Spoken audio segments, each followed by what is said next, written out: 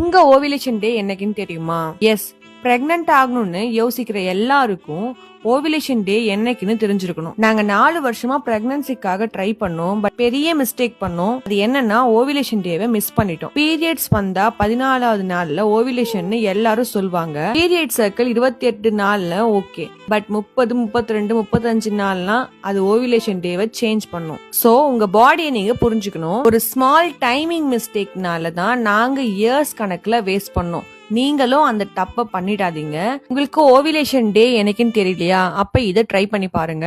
கூகுள்ல போயிட்டு நீங்க ஓவிலேஷன் கால்குலேட்டர்னு ட்ரை பண்ணுங்க. அதுக்குள்ள போனீங்கன்னா ஓவிலேஷன் கால்குலேட்டர்ல கடைசியா உங்களுடைய லாஸ்ட் பீரியட் டேட்டை நீங்க அங்க கிளிக் பண்ணிட்டு பிரெக்னன்சிக்காகவோ இல்ல ட்ராக் பண்றதுக்காகவான்னு சொல்லி நீங்க மார்க் பண்ணிட்டு சப்மிட் கொடுத்தீங்கன்னா உங்க ஓவிலேஷன் கால்குலேட்டர் மொத்தமா கிளியரா வந்துடும். Fertile window period and ovulation approximate டேட்ல நீங்க இன்டர்கோர்ஸ் வச்சுக்கிட்டீங்கன்னா பிரெக்னன்சிக்கான சான்சஸ் அதிகமா இருக்கும். உங்களுடைய பீரியட் சர்க்கிளை நீங்க எவ்ரி மந்த் நோட் பண்ணிட்டே வாங்க.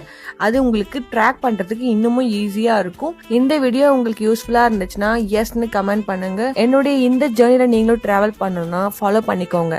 தேங்க்யூ ஃபார் வாட்சிங்.